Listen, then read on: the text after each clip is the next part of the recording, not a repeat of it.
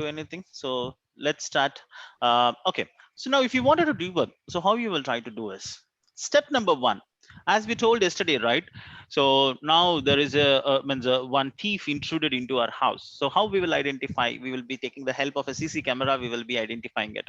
But how we will do? So then what we will try to do? We will pause him, and then we will say, means we will try to zoom him, and then we will see the picture or image of that particular thief, right?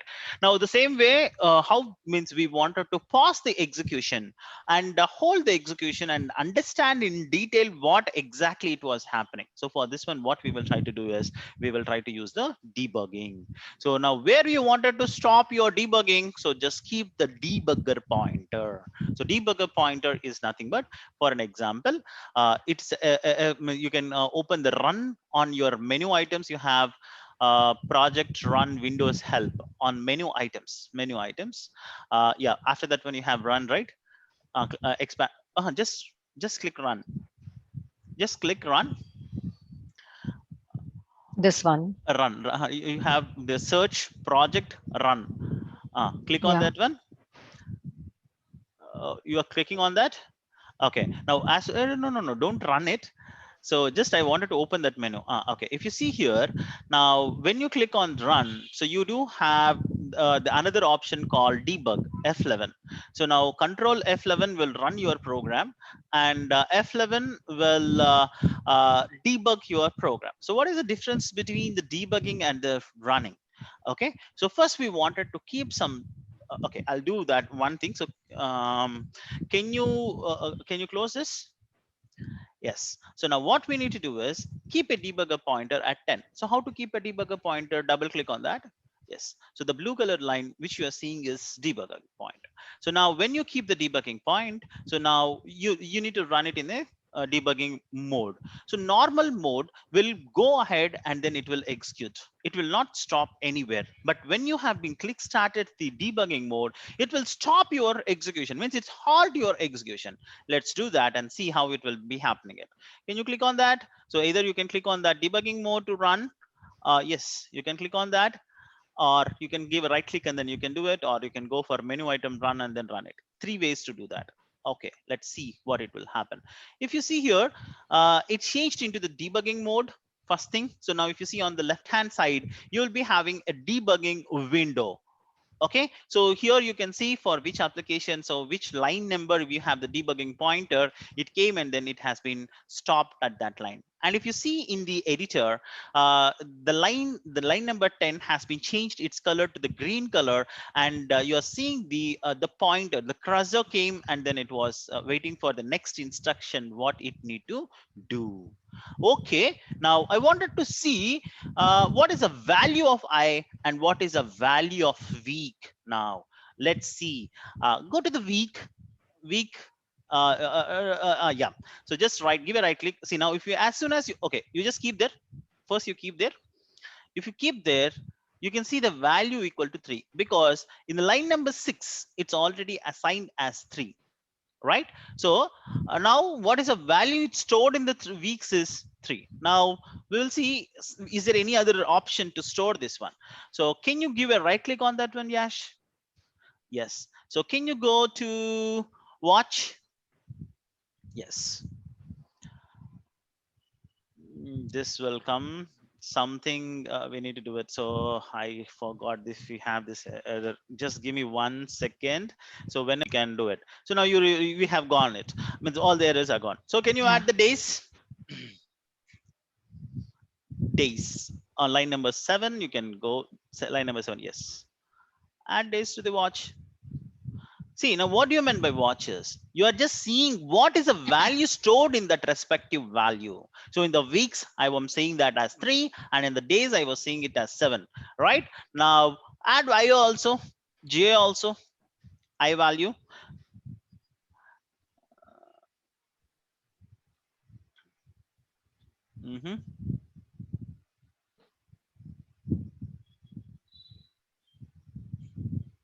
Okay, now so it was waiting, as I told you, right? It was waiting for the next expression value. Okay, so now here we do have two things: step into, step over. So if you see here on the stop button, so now you're seeing this particular stop button, right? So I'll take and annotate. So if you see here, this is a stop button, right? And after stop button, here you are seeing the step into and step out. See, if you see here, into means it was going in middle of something, and step out means it was going out of that particular dot. So by this, you need to understand this is step into means it was trying to go inside or middle of something. Then this is called step into, and it is going out of this particular dot. Then this is called step out. So step out on step into. Okay. Now what is the shortcut keys for this one? Can you click on the run once again? Can you click on the run tab? If you see here, the shortcut keys for step into is F5 and step over F6. Guys, you need to remember it. Step into means it was going into the method. So then it is F5, and step over means just it was skipping that particular method. Then it is called F6. Okay, into comes first, then it comes for step over. Now let's see, just keep this menu out. Now what you will try to do is you will be clicking F5. Just click F5. So now let's see what is the value of I now here. If you see I equal to 1. So now this is what the initialization happened. So previously the value was not initialized. So now we are trying to initialize this particular I value. Now what is the value of week? So it's 3. Still the value of day, it is still 7, and value of I, it is 1. Now once again, what you wanted to do, step into or step over. Now we need to go for step over. If you go into step into means what it will happen is it will go into the method of println. Means this is a method, right? It will go into this particular method. I don't want it to go into that method. I'll let you know where to go that method. As of now, you click F6, step over. See now what it happened? It printed your star marks here. You see in the console. In the console, you are seeing it, right? So now this statement executed. See now where is the cursor? The cursor is at the 12th line. So it executed the line number 11 and it's printed this particular star mark. Now what it need to print? Week plus I. What is the value of I here? What it will be going to print? Week plus 1. 1. Let's see what it will happen. Go F6. Execute that line. If you wanted to execute that line, so you need to click this particular F6. Excellent. See, it printed week 1. Now, once again, so if you click the F6, then it should execute this line and it will print those stars. Do that.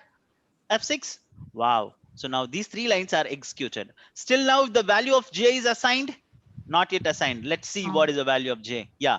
Once again, you need to click F6. Click it. So now you see here, previously there is no value for the J here.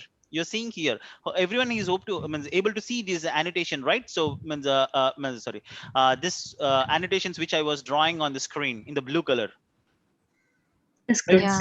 Okay, so now you've seen it, right? So now here what it happened, so it has been taken means I value as 1. Now let's come here. Now I value is equal to 2, equal to 2 means what we are trying to do, we are doing means what operator is this? Assignment operator. Assignment. Comparison operator. Boss, it's Comparison. not assignment operator, it's a comparison operator. Comparative. See now we are validating whether I value is equal to 2 or not. So that comparison we are trying to do it. So now will it be equal? What is I value here? If you see here, 1. 1. Will this condition will be satisfied? No. No. No. Then come, let's see what it will happen. F6. Excellent. You seen it, right? So the condition is failed. It didn't entered into the system. It just come over here. Now what is the day value? 7. Day value here, what we are seeing it? 7. 7. Now what is the J value? 1. 1. So here it's a string, not the day we are printing it. So day. Now what it will going to print now? What is Day 1. a Day 1. Day 1. Excellent. Just see F6. Wow, day 1. See now, is it going to the whether it was going to the inner loop or external loop? Because until unless it completes all this, means what is a iteration loop? Means what is a condition? J should less than days. Equal to days. What is the value of j now?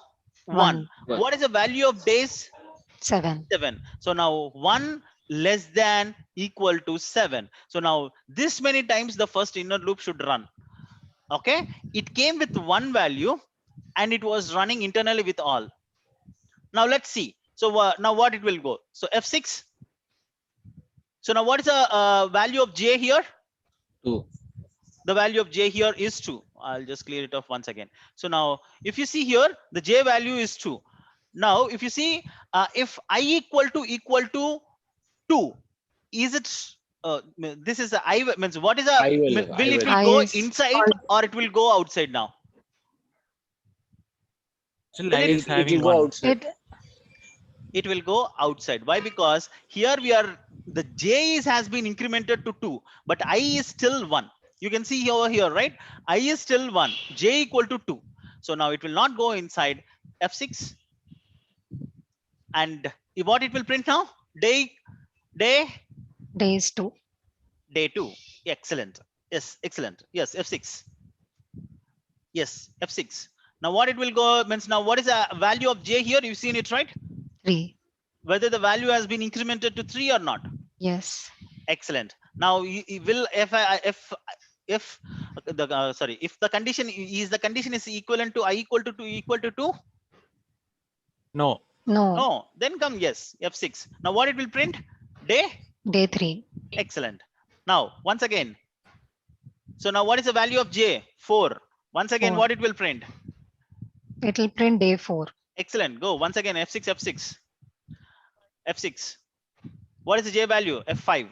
What is the j value? Now it's 5. 6. Now it will increment to 6. Yes. Will it print? Yes.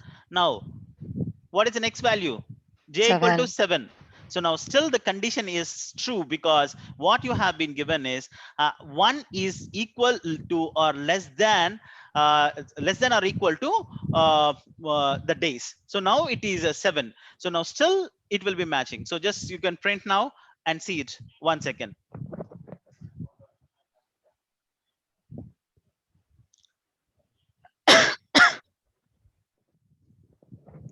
Yeah. So now what is the value? 7. So the j value is 7, and what is the days value? It's 7. Will the condition will go inside? Let's see. It checks for the condition now. F6. See, as soon as the condition fail. So here the condition fail. Why condition fail?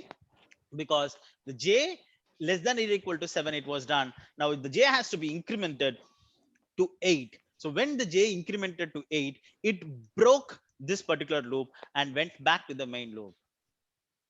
So now what is the value of I previously? 1. 1. Now F6. What is the value of I? 2. 2. So now it's 2. Okay. Now F6.